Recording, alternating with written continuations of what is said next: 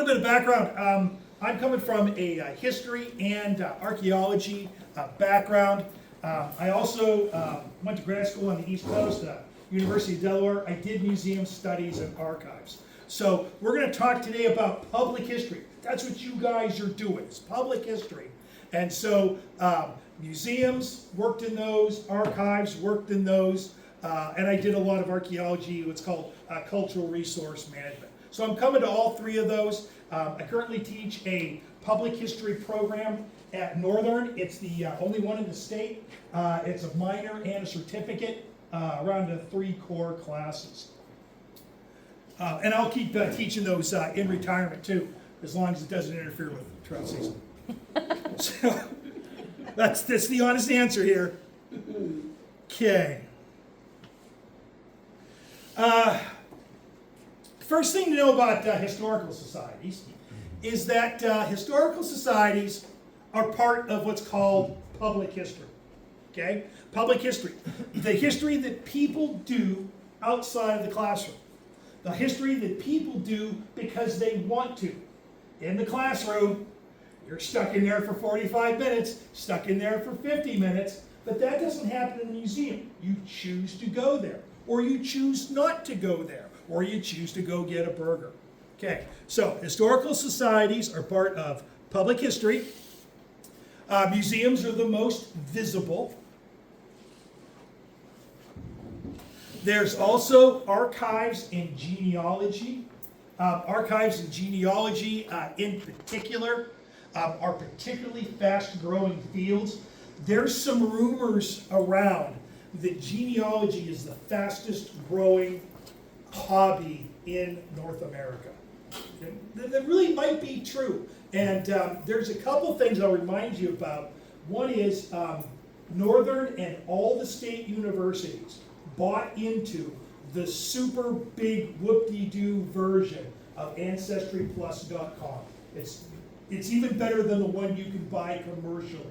So there's access as long as you're on a university computer or hooked up to a university website, you can get that full access to AncestryPlus.com. So that's a real resource for everybody. Archaeology and cultural resource management is also really the third leg of the stool, and that's all the stuff that goes on anytime federal funds are used. If a new road or a sewer line uses federal funds, there's an environmental impact statement that has to be done. Thank you, President Nixon, 1969. And every time those federal funds are used, you have to assess the impact on the environment. That includes snail darters and owls and insects, but it also includes history, okay? Stuff in the ground, buildings, cemeteries, so that's a big opportunity too. You'll also see some historical publishing, okay? And it's very common for archives and historical societies in particular that have a strong paper collection like you guys have, your Turton Bible, is that historical publishing. So that's all considered public history. And historical societies, which we'll throw here at the end, really do a little bit of everything. Okay, you guys are already seeing that. Okay, you're already doing some historical publishing. The Turton Bible, throwing an index on there, publishing that separately would probably be a cool thing. You guys are going to do the archives and genealogy. You're already strong in that collection. Objects will come, but you don't want to put them first at all. Okay, any questions about sort of like the broad parameters of public history? Okay, you guys are right dead center in the middle of it. Okay. Now, hang on here. This is, I gotta get out of this program here for a second.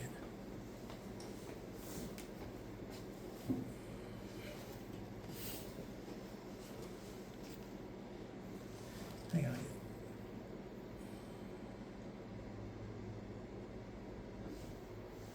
Okay. Okay, now, a definition of public history. So, what it is. It's history done outside the classroom. Okay, that's the oldest and probably the simplest. It's not a great definition because it sort of tells you what it's not, okay? It's not the history in the classroom that you got to show up for, but it does give you a sense of where it happens. Oops. Need some power? Yeah, I don't know. A little better definition is that it's history done with a public audience, a non-captive audience, okay? You're not students, you can get up and do something else. And lastly, one that I particularly like is public history is the history that people choose to do on their own time, on their own dime. Okay? We all could be doing something else, but we choose to be here because we're interested in it. We're interested in each other and we're interested in the place we're living. Do we lose power? No, it's going into a weird power mode here. Let me.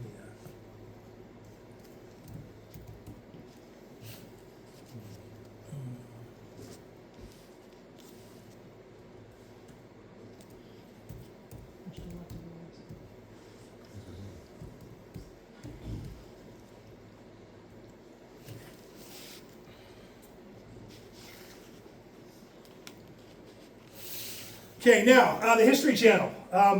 My wife calls it the Hitler Channel. She's right back there. I'm not going to protect you on this one, Sue. She calls it the, she calls it the History Channel, the Hitler Channel. She was right, okay, and I watched it all the time. Okay, that was back in 1995. Now she calls it the Selling Old Crap Channel. Okay, I'm paraphrasing. Okay, but you've probably seen it, the Pawn Stars. And throw Chumley in there. 21 seasons. Okay, 675 episodes of them goombas out there in Las Vegas buying stuff. Okay, Antiques Roadshow. Been around even longer. Okay, so Antiques Roadshow in the U.S. has been around since 1997. 748 plus episodes. In UK, where it started, it's been around since 1979. 866 plus episodes. Okay? People choosing to do history. Now, this is history about stuff and story and people and money. Okay? Everybody likes to know how much something sells for. That's kind of cool. Okay? So, this combination here of people, story, and stuff. Okay? A lot of times historical societies start out and they say, stuff! We need stuff! I got grandma stuff. What the hell am I going to do? Okay, so, don't start with stuff. Start with people. Start with people, then head to story, and then go back to people. And then after you do that for a couple of years, then maybe start talking about stuff. So, here's what public history also is. It's the Children's Museum of South Dakota in Brookings, which was a couple families saying, we want something to do with our grandkids when it snows out. What do you want to do? We want a museum, but it's got to be a fun museum. It's got to be a touch museum. It's got to please climb on the exhibits museum. And somebody said, we want a water park. No museum in the world's got a water park because water and objects don't. I just got a water park. Somebody says, dinosaurs. Everybody loves dinosaurs. Let's get us some cool mechanical dinosaurs. And the answer was, hell yeah. You go have your museum, your science center, your water park, your dinosaur park. Boom, it's all for kids. Okay. Public history is also the Laura Ingalls Wilder museums. Okay? In Iowa, Minnesota, South Dakota, everything from buggy rides to some historic home. Okay, so that's all public history too.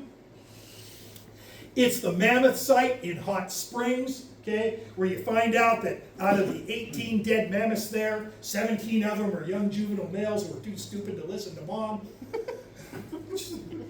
And what we call the mothership in South Dakota, the Historical Society Foundation, the mothership in Pierre. And what do? They run a museum, they run an archives, they run publishing. They run also the archaeology and cultural resource management for the state. And they're a great foundation. They really do want to be everywhere in the state, and they want everywhere in the state working with them too. So public history is a big tent. It's not a super old tent. But parts of it have been around for a really long time. So you end up with the next question, okay? You got a sense of the scope. The next question is, well, what do they do? Or, well, one of the most obvious things they do is they collect.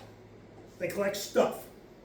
Books, artifacts, three-dimensional objects, paper, two-dimensional objects. Okay, they collect stuff. But I'm here to tell you that's not the most important thing they collect.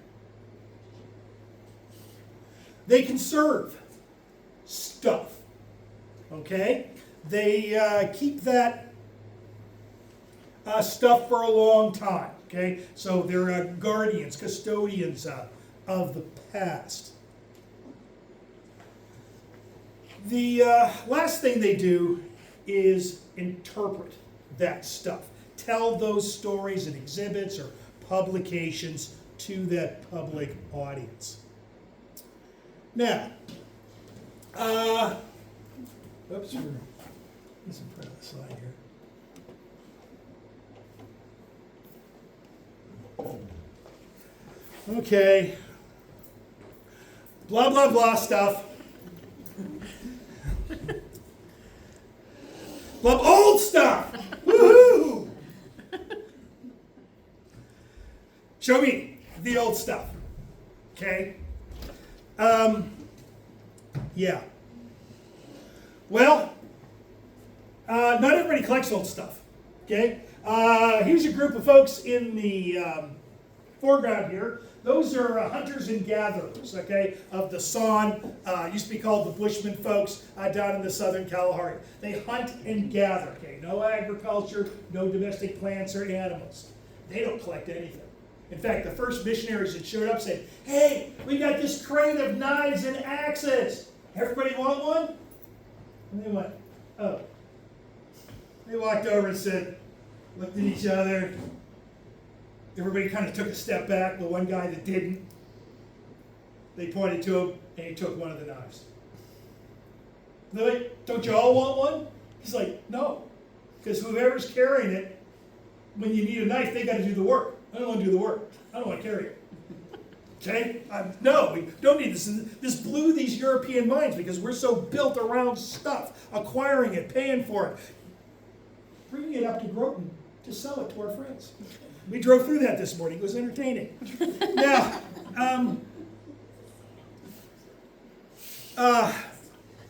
seated behind that Hunters and Gatherers is a little earthenware figurine. She's called the Seated Woman of Catalhuyuk, 5000 BC. It's a place in Turkey. It's probably our first agriculturally based city. And you don't get cities until you get agriculture can feed lots of people. She's big, she's fat, she's naked, she's in a chair made out of leopards. She does not walk and hunt and gather.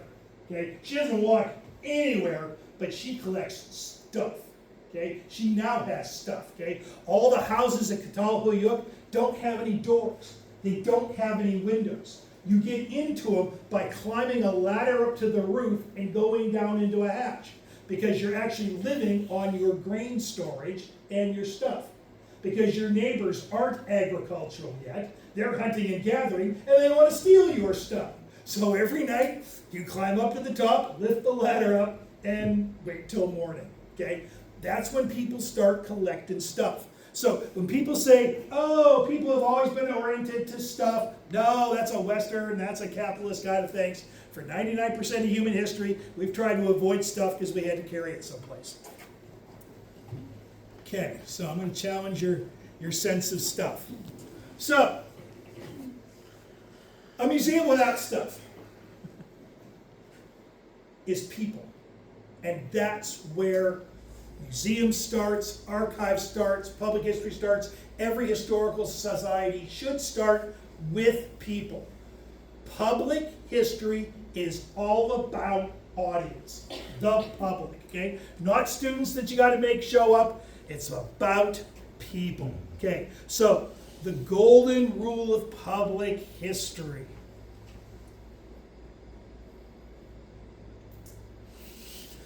Buildings and stuff don't do anything. People do stuff. Okay? People, you guys right here, what you've already done. That's exactly what you should be doing. Only people do things. Okay? The coolest artifact in the world just sits there and it's a paperweight until somebody does something with it for somebody else. Okay? You don't do it for the object itself. You don't do it for this word history. You do it for other people. So, only people do it. I want you to start with people. I want everything you do, you're going to be thinking about how does this serve people, us, and the public, because they're the same thing. So it's a people business. Now, the public history sandwich. Okay, I want you to, there's the classic American burger here. I didn't know there was going to be rolls. I thought I might, get a little hungry. It works like this. The sandwich starts with the top bun. People, staff, okay? The founders of your society, the folks that are joining in. So you start with people. Okay, we'll call them staff. What are they going to do? They're going to use stuff, objects, collections, archives, the Turton Bible, to tell stories, exhibits, interprets, and publications to other people, the public. So it's the bun. People doing stuff for other people doing stuff for the staff. In the middle is the stuff, the stories, the interpretation. But of the two, of all of those ingredients, the buns are the most important. Because otherwise it all just falls apart and makes a mess. Does that make sense? Okay, so the public history sandwich. People using stuff to tell stories to serve other people, the public. And don't draw a big line between the public and the staff because, well, we're all people. Okay, now, putting people first. So this is going to be a quick and hopefully slightly amusing history of museums and historical societies. Okay, we start with the Greek muses. Okay, these were these series of about 13 gods and goddesses, demigods actually. For history, the most famous one is Clio. Okay, the Greek muse of history. Okay, here's the tools of her trade: the book, the trumpet. Okay. Oh, and we'll throw in some cherubs. Everybody loves cherubs. Now, Clio was the rememberer, the proclaimer. Okay. Now, what did she spend most of her time remembering and proclaiming? But the stuff that big, rich, wealthy people did, namely the king, the prince, the somebody important. So, she's the book and the trumpet. The book is the remembering part. The trumpet is the proclaiming part. Okay, that's her. Okay, those first museums, the ones in the ancient world, the biblical world, the Greek and Roman world, the European world, were cabinets of curiosity. Okay, and cabinets of curiosity are usually just collections of some rich, powerful guy's stuff, often the king. Come, see what I took from the Midianites. Okay, oh look, gold, silver, myrrh. Okay. Oh, here's a bunch of fossils. Here's the two-headed calf. Look at this from this exotic place. Look at my cabinet of stuff. Okay? And the goal of that cabinet of stuff was to help you to realize that I'm cool. I'm the king. I'm rich. I'm powerful. I've got the army. I've got this stuff. You don't have it. Isn't it cool? Okay. The guests were other elites, right? The king didn't let the grubby people in there to see his stuff. He wanted his equals there. That's who he wanted that affirmation of. Okay? So the guests were other elites. Visits were by invitation only. Okay? You don't get to see the king's stuff unless he asks you. And there's no labels or explanation or interpretation because you are expected to already know and already appreciate the cool stuff that you were seeing. Okay? That's that elite audience. Elite membership. Oh, and then your job was to let the owner know that, let them tell the story of how they captured everything from the Midianites and how they got that and, ate most of that elephant all by themselves. And let the owner tell you the story through these objects of how they became so rich, so powerful, and so interesting. Okay, you're falling asleep all right. But that's what these museums did, and that's why they were boring and hard. Okay, European museums start and still operate today from the top down. Okay, they start at the top of society. There's King George III. Look at those tights. Okay, that gold brocade pants weighed 45 pounds. Yeah, it's made out of gold wire. Okay, but he's rocking that ermine there. Now he likes that Cleo the Muse, remembering the great deeds and proclaiming his great stuff, and he'll gladly let you in the Tower of London so you can look at it and tell him how great his stuff is. So, European museums really start with agriculture and urban life in Catalhuyuk about 6,000 years ago, through the Greek and Roman period, into the 15, 1600s, 1700s in Europe. Well, that's not what happens in America. Okay? American museums and archives and historical societies grow up a lot later. They grow up on a kind of blank slate. Okay? Here's the first museum in America was Charles Willson Peale's museum. It's in place by 1822, but he's actually got it there earlier in the 1790s. Now, Charles Willson Peale is mostly known as an artist. If you can picture any of the founding fathers and mothers, it's because of Charles Willson Peale.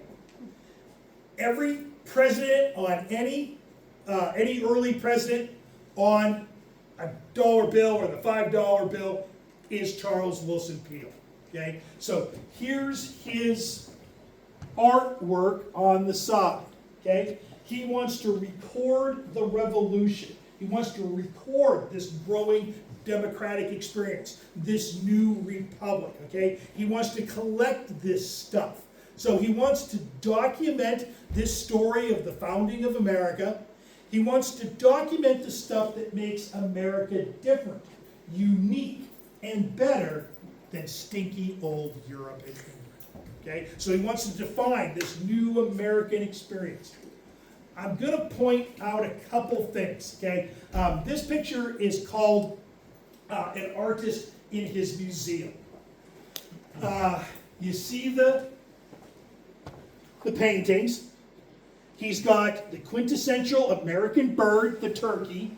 Okay, he was part of that business that wanted the turkey with Franklin for the national bird instead of the bald eagle.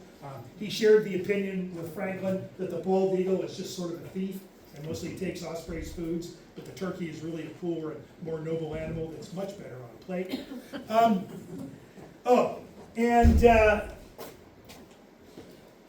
These couple of big bones and this tooth. Okay. Now, American museums develop differently. They develop later during the Enlightenment. Okay, the Enlightenment is this intellectual revolution in the 1720s, 30s, and 40s that starts in England and Europe and that spreads to those European colonies very quickly. By the 1740s, this is Ben Franklin and the kite stuff. By the 1740s, Europe and the American colonies are aflame with the Enlightenment. Now, the Enlightenment and the American Revolution, the beginning of this democracy, and people said, look, we want to tell our story. Our American story is different from that European story, really different from that classical Greek and Roman story. We want to tell our story starting now. So American museums develop democratically, okay? They develop from the bottom up. Okay? They spring up like mushrooms after a good spring rain. And they're everywhere. And some of them survive and grow up really big, and some of them wither and don't do anything, but they grow up again the next time it rains. Now, the goal here is to serve everyone, to educate everyone, to entertain everyone. That's that democratic principle that comes up out of the Enlightenment. Look, Charles Willson Peale draws women and kids inside his museum, just regular people. He doesn't charge them. He won't ever charge them because he wants everybody in there. That's part of his story, is to educate and entertain. Okay? And he's not going to draw, he'd really like to do the educate thing. He'd like you to see the pictures and think about the founding fathers and the founding mothers. But he's really leaving it up to you. So he's opening this up to everybody intentionally. How are we doing so far? Okay. So American museums, European museums are just inherently different. Now, those American museums grow up like mushrooms. Americans love telling their story. Those stories are parallel, those stories are separate, those stories are cool. American museums are self-supporting. The king isn't writing the check, okay? The government isn't writing the check. We're writing our check, okay? American museums are self-supporting. They both educate and entertain. In fact, they have to entertain, okay? The more you entertain, the more effective your education. Okay, you make history fun, make learning fun. Okay, you need to do it, you want to do it. It's effective, it's good. So here's P.T. Barnum, American's Museum in New York City. It's the next big museum after Charles Willson Peale and his son. And he's doing a museum in gardens with a real Fiji mermaid. Okay, it wasn't a real mermaid, but it was pretty cool, and people could go there for 5 cents as a kind of family, wholesome Christian entertainment. Now, he also had history in there too, but, you know, the cannon from the Civil War isn't as cool as the mermaid. So he had to get people in first. Shoot. You said they're all self-supporting? None of the Smithsonian's are supported by the government at all? Oh, hell yeah, those are. Okay. Yeah, those are. That's America's attic. Okay. Yeah. Okay. Oh, yeah. That's not to say that there isn't room for that government support, but their goal is to interpret to everyone. And that's why you don't pay to get into a Smithsonian. Right. Yeah, we got nothing against government checks. Absolutely nothing. They're pretty Okay? easy. In fact, I urge the Turton Historical Society to put up 2 mailboxes, doubling your income. I learned that from my farmer friends. Okay. There's 35,000 museums in America. There's more museums in America than McDonald's and Starbucks combined. Yes. Yes. Now, that's what bottom-up museums growing like mushrooms looks like. Here's what it looks like specifically in South Dakota. Here's the Wikipedia list of museums in South Dakota, alphabetically. The museum, the town, and then the type of it. Okay, there's a page, there's a page, there's a page, there's a page. Well, we're only up to the P's here. Let's see, we start with the Little Village Farmhouse in Bell Rapids, agriculture, and the Porter Sculpture Park in Montrose, South Dakota. It's an art museum. Throw in the Pioneer Auto Show in Murdo. Throw in the Pettigrew Home and Mansion in Sioux Falls. Throw in the Petrified Wood Park in Lemon. Salute. The Newell Museum. Okay. That's all public history. Here's another page, starting with the Prairie Homestead in Phillip and the Prairie Rock Museum up here in Britain, all the way down to the Tri-State Museum in Belle Fourche and the Tripp County Historical Society Museum, the Springfield Historical Society Museum, the Staving House, the School of Mines Apex Gallery, all public history. And there's you guys.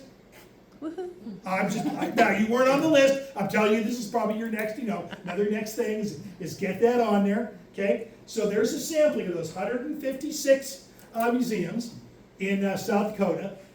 That's 19 and a half museums per 100,000 residents. The national average in the United States is a little over 11 museums. So you guys are already got 50% more museums than the rest of the United States. Okay, South Dakota has one museum for every 5,000 residents. 98% of those are open to the public.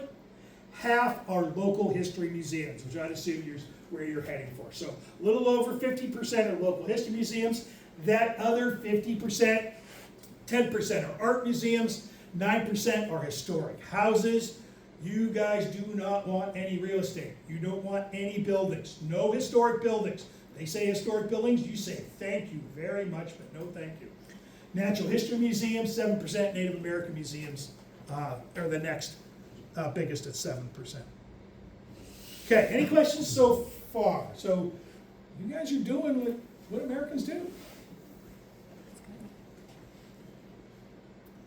Okay, now a couple final thoughts.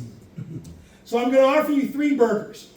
Okay, the regular Whopper, the Super McDonald's Big Mac thing, and then the Krispy Kreme burger with fried egg, bacon, and cheese.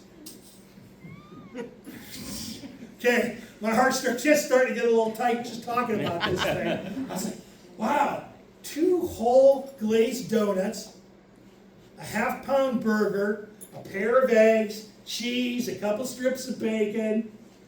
Whew. Okay, here's the first rule. Size doesn't matter. It doesn't matter.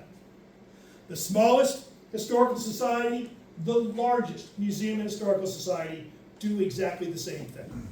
They do it in different scales, okay? But they do the same thing. Second, don't downplay yourself ever. This is your story, it's important, it's part of America's story, it's part of world history, period. All history of the world is local history, right? I got a student who's like, well, I don't want to study something around Brown County, that's just stupid, I gotta get the hell out of here. It's like, look, every bit of history takes place, right? History simply takes place. It takes a place, okay? So, all history starts somewhere, it happens somewhere, it affects the people somewhere. So you might say, no, this is just a little local thing, but your local thing, okay? Agriculture in the 1920s is also part of the national thing, okay? Why is agriculture so good in the late 1910s and 1920s in America, in the Midwest? Because all our grain competition is beating the snot out of each other in Europe. Oh, and all those guys beating the snot out of each other in Europe in World War I and World War II, they ain't home farming. They're buying American grain. So right there is that story, okay? And then there's the Dust Bowl and that collapse. And so everything you do is part of those larger processes. Doctor, you're talking about museums, and if these kids that are running this get going, is there good money to help them get a grant? Yes. We've got property they can build it on, but Yes, there is money to help, but outside money is no substitute ever for inside money. Because inside money are the people, right? So you can have money, you can have the building, you can have it full of stuff, and if there ain't nobody in it, it's worthless. In fact, it's worse than worthless, because it could be doing something somewhere. So don't get the place and the stuff mixed up with the people. Start with the people, and they'll figure it out. Okay. So here's what good public history does. It educates, because it wants to. It entertains, because it has to, and it wants to. It's actually kind of fun. There's a lot of competition out there, right? This is history done outside the classroom. There's lots of other things that you and I and other people could be doing. What makes your destination stand out? It educates, it entertains, it tells a good story. Because telling a good story is how you educate and entertain. It's how you do both of them really well. Okay, now, here's what great public history does. Okay, great public history puts people first. Okay, I'm going to get a t-shirt. Put people first. Story is second. What story do you want to tell? Okay, the story of Turton, the story of rural America, the story of South Dakota, the story of the northern Great Plains, story of transportation changes. And, you know, you can still go around and probably find the first guy that planted a soybean in Spink County. Right? Soybeans were animal feed in the 1920s, and SDSU prints out a whole series trying to get people. And everybody writes in and says, I ain't planting the soybeans. My pigs don't like them. I put gravy on it. Okay, so, but now we've got this development, this we're already hooked into this worldwide soybean meal and soybean oil stuff. So that history, recent history, is still around. So you guys decide what stories you want to tell. Once you start thinking about those people and those stories, you put the people first, the stories second, and stuff last. And I mean dead last. Absolutely dead last. So here's a couple suggestions for some next steps. Start with people, not stuff. And you're light years ahead. I've been to a couple historical societies here in the last couple of years that are a bunch of folks sitting around a garage with a bunch of stuff they couldn't sell at their various garage sales, and they decided that they were going to create a historical society. And they wondered why nobody would give them anything good, and I said, because they know you will sell it.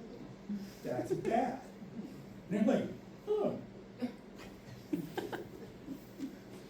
Okay, start with people, not stuff. People are your real resource. I'd suggest, before I knew anything about you guys and the Turton Bible there, is maybe start with oral histories or genealogy. That's further down the pike. I'd start with an index to that baby right now. Start with an index there because that's how people want to get into that. I think Grandpa was from Turton. I don't know. I mean, this is part of a place to be from. There's lots of folks out there who might be looking for that. Genealogy in America grows up out of the Mormon collections, okay? It's been the Mormon church that's been digitizing and microfilming stuff even before the federal government started in the 1930s, okay? It has to do with their, recreating their families in the afterlife. That genealogy is very name-based. It's not location-based. So there'll be people that have family trees that always go back to William the Conqueror. They don't ever go back to some guy who ate the last potato and hid in the moat. But yeah, it just works out that way. Go figure. But they don't have place. So if you could offer some kind of service saying, these are the names of the families that lived here, maybe even include a image of the farm today. That'd be a level of genealogical data that isn't available elsewhere. I would also go out and check, is there a Turton cemetery? Two. I would check on findagrave.com real quick to see if they've been surveyed. They probably have. That's a pretty quick thing for folks to do. I would look at that too. I would start collecting some of those oral histories, and you start there with the high school yearbooks. You want to keep an eye out for every high school yearbook you can, which I guess would be Dolan, Condie, Turton up until 56, okay? Anywhere north to or not? I guess Groveland would be a different thing. Yeah. Keep your eyes out for those. Those are a really good resource. Do you know who has the largest collection of American high school yearbooks? The Federal Bureau of Investigation. They get every yearbook, every yearbook. They got it on. Okay, there's some other cool things out there that you can do. In 1935, 36, and 37, the new Soil Conservation Service was formed, and they took aerial photographs of the entire continental United States, except for some parts of the Rockies and some parts of Montana. They were taken in a biplane with a guy with a 2-inch by 2-inch black and white still camera leading out the side. They're the photo base maps that tax maps were formed from. So if you've ever been to the tax office or the deed office, you see those aerial photographs. The first generation of those was from 35, 36, and 37, depending on where you are in the country. Those were considered top secret. They got branded top secret during World War II because, of course, they had, aerial information and want the Germans and the Japanese to get it. But those have been released for almost every place by now. You can get all of them in the National Archives. Some of the South Dakota ones are online, but they're poorly indexed. If somebody wanted to search for those Soil Conservation Service, sometimes the original black and white photos are in the local Soil Conservation Service office. That's really cool. But I've seen folks who went in and started saying, well, look, here's Dad's farm in the 30s. And some of these photographs, you can see trucks. You can't really see people usually, but you can see like corn shocks and tractors and fence lines and sloughs. That's a really big deal that not all people know of. So they might have the genealogy side, they might have the sense that it was, around Turton someplace, Conde someplace, but they don't know where. They can't place their genealogy in a particular place. What's the name of that database? The Soil Conservation Service, SCS aerial photos. It's usually, excuse me, it got glommed into some USDA stuff. Is that local office or a county office? I have seen them in county offices. Brown County doesn't have them. They sent them off years ago. But the National Archives, the NARA, it does have every one of them. Yep. Yeah, they're used by lots of folks. They are really cool. They are really cool. Now, the other thing, so there's your couple local services. Figure out, your strengths here, what might be some needs out there. But remember, if you start, say, putting those photos out there, okay, maybe consider watermarking them. Sometimes historical societies get into problems. People are like, hey, y'all got any postcards of Aberdeen? Like, yeah, we got postcards. Well, put them online. And so you spend all the money putting them online, and then somebody grabs those, puts them into a calendar, sells them for $29.95, and you don't get a dime. And you'll never get a dime, because once they're out there, they're gone. So before you do something like that, this big digital online presence, really talk to some folks who have done it before and say, how do you at least make it pay for itself, okay? Because you don't want to take that loss. You can't take that loss. The first two folks I would head to would be the ASDM, the Association of South Dakota Museums. And I sent the PowerPoint to Danielle, and I've got the links in the PowerPoint. It's got the links. Those are you guys. Those are you guys all over the state. Michelle Sumson at the South Dakota Historical Society is sort of the head of it. She knows all the state, federal, and local resources that are out there. I'd start with her. She also knows who's about in the same boat, or maybe a little bit behind you, or a little bit ahead of you, and she can connect you with those. Nationally, the first place I would head to is the AASLH, the American Association for State and Local History. They're really good. They've also been in the business since the 40s. They've seen a lot. They've seen an active federal government in this stuff. They've seen a retrenched federal government in this stuff. They've seen all 50 states and state governments. They've really seen it all, some of it more than once. They have a series of technical bulletins, they call them. There's about 300 of them, and they're all searchable by subject. It's like, hey, I got this collection, what do I do? Boom, technical bulletin. It'll give you in 2 or 3 pages the big picture, kind of the wiki, if you will, for these local historical preservation and historical society issues. And they're really good. The link's in there too, but you can find that. I'd root around in their stuff. Some of their technical bulletins, if they're single digits or double digits, like under 50, might be dated, but that's not completely bad. I mean, I think they're up to like 330 now. But I would, those 2 folks will really help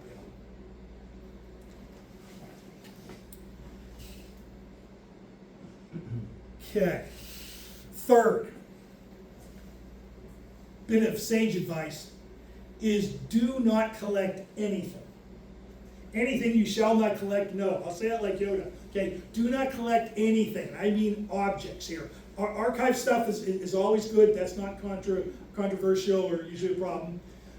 Don't collect anything until you have your people and organization in place.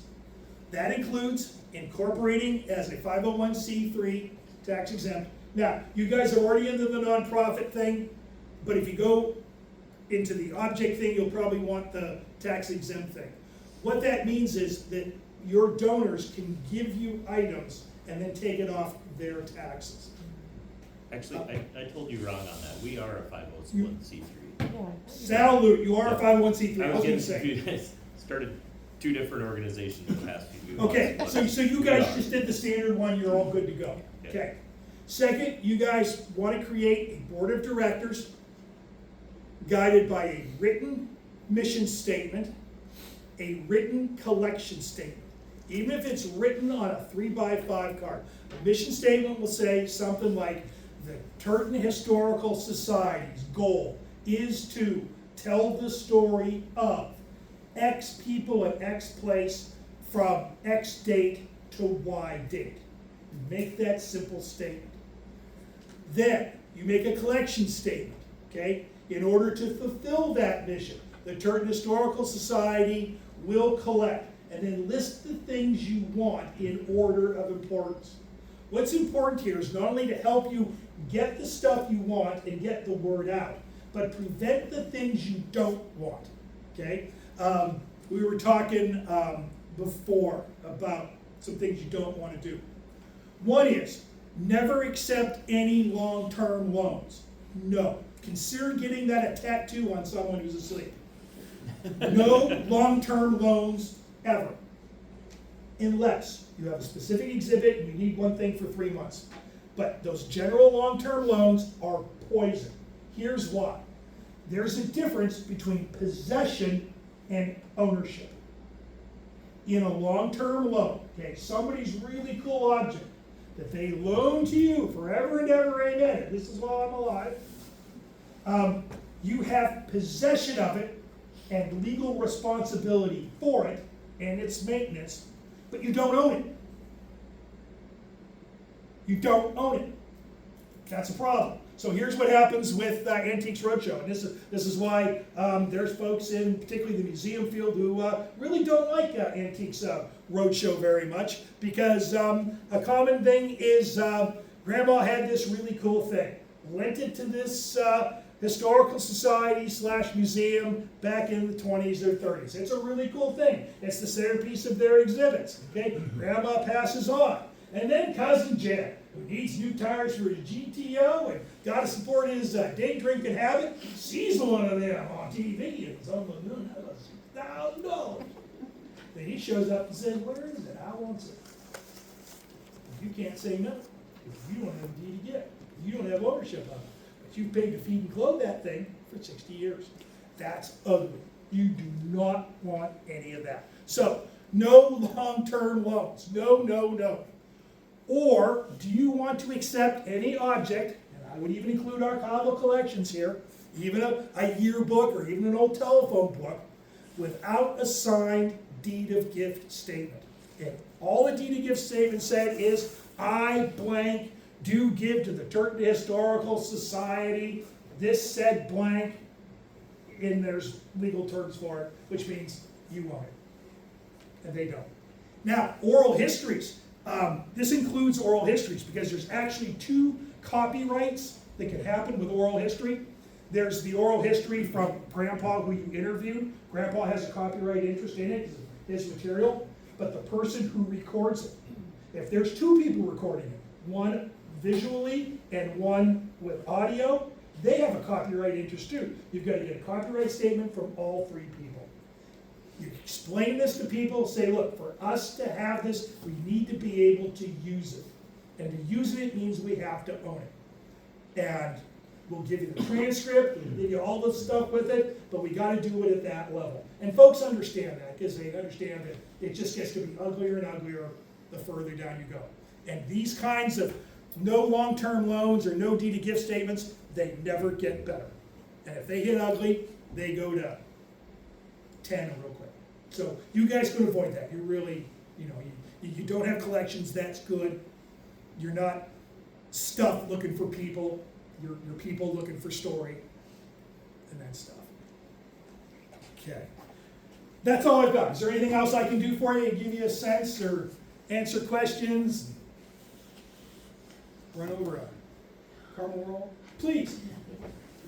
History, it's interesting, some countries, and even this country, it's, there's a purveyor of information, Mhm. and they use it in terms of obtaining political votes. Oh, absolutely. Yeah. Yeah, you control the past, you shape the future. Yeah, statues and so on are Yeah. sometimes not. Can Oh, you yeah. speak to that a little bit? Sure. I mean, that's harder to do in America because there's, 185 different sources of history in South Dakota. But if you're in a country where there's only one voice piece, only one person controlling the trumpet in the book, then it's open to abuse. And that's part of why American museums and public history develop differently.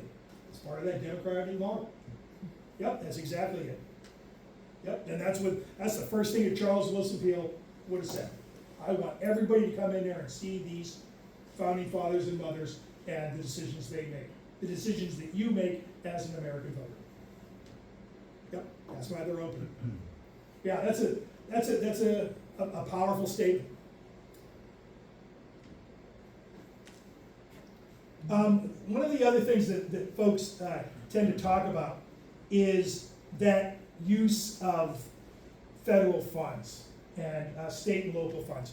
Usually, you're best off with your local base and then having a specific project that you need help with so that you could say to someone, here's what we will do with this money, and then here's how we'll prove it to you when you're done, when we're done, so that we can apply for it next year. It's easy to apply for that first money. It's the second, third, fourth, fifth money where they say, well, what'd you do with the money we gave you last time? You better be ready to pony up something. So it isn't just a panacea. It's simply a tool. And the granting agency will welcome you with open arms when you see it as a tool too, which is the way they see it. Where are these people at? What are they gonna do with it? Where's the end? Well, what can we use that to move it to the next step? That's what they want to see. But starting with people and starting with those oral histories is probably a pretty good deal. Does Turton do an all-school reunion? No. Since, what year was it? 2011, we haven't done it, so. 125th, whenever the 125th was. I've been 11, Yeah. Okay, whatever. This is usually about the time those show up. Those are usually a pretty good event, or if there's some other cool event in the town to. What is it, don't we do it in all school? In Yeah. July? Yeah, they do It's it. not an all-school reunion, it's just the Back to Doland event. It's been stressed to those of us planning. It's not just for anyone who went to school in Doland, it's for anyone who is connected to the Doland community anyway, but essentially, yes. That might be a place for you guys to have a table. I don't know. You Yeah. should do the St. John's. Have a table and a couple dozen of those Yeah. Turton buds. They don't know, they do it in the fall. what do you guys call it, fall Just thing? fall The festival, yeah, it's not in the summer anymore, the. Those are a good event, and those are a good time to start looking at who's at the point you really probably need to interview sooner rather than later. So do you have a framework for collecting that oral history? Like a, kind of a guide? Of Yeah, what I can do is I can send you some guides to collecting oral history. The first person I would talk to there is Robert Russell in the Northern Library, the Beulah Williams Library, Robert Russell. He's been collecting oral histories, particularly Germans from Russia related stuff that came from some donors that we had up there at Northern. He's got the expertise and the personnel to help you make it happen. He's also got the software and scanning that can take a transcripted oral history and then meta tag, like every time they say food, or every time they say cars, or every time they say Turton High School, then that'll automatically create that digital index. That's really how people are getting into it now. But Robert Russell, Beulah Williams Library, he's your first stop there. And he can help you with that DD thing. It's a real common, simple page, very easy to do, and it sends the right message about your organization, and really saves you guys a lot of hassle. That would be cool. And I think I probably would say, talk to those folks at the ASDM and say, here's the kind of stuff we could digitize, but if we put it online, who pays for it, and how do we monetize it to the point where it's self-sustaining? They'll help you with that. They'll help you with that. And don't be shy. I mean, there is the idea in America that it's on the internet, it's free. Yeah, but no. So, I think there's ways to do it. And it's something that lots of folks wish they had done when they first did it. Those are. Oh, please. You know, I was gonna say, you mentioned the German settlement. Yeah. I think of, well, those that are close to us, Emmons County and Logan County in North Dakota, came from Russia, Yeah. and they were German people, and Catholic. And then there was others that were Mennonites that came over too. Then the question comes up, well, why did they, I mean, Yeah. and that's what would be hard to get at, wouldn't it? Out of all the history I've done, and I'm a more early American historian than later, I have never met a group of people, other than the Germans from Russia, who care more about who they are and more about who they're not. By God, we ain't Russians. Okay? We're Germans living in Russia since 1757, but by God, we are not Russians. So they care about those two things. Salute, but that's that, we want to tell our story. And we're here to help you do it. And there's lots of stories out there. But you guys gotta tell us what the stories are. We can tell you what other people pick for their stories, but it's, the power of it will be coming from you folks. So you've got some real advantages here. You've got the youngest board of directors that I've ever seen. Usually I go to a historical society, the average age is about 95. Okay, that's real good. That's real good. When you get into that situation, their primary need is for what's called succession planning. How do you turn over what you've already done to the next generation without falling back and having to start all over? But you guys don't have that issue. I salute that. You're very lucky. But you don't want to end up in that hoarding buried alive thing. That's no bueno.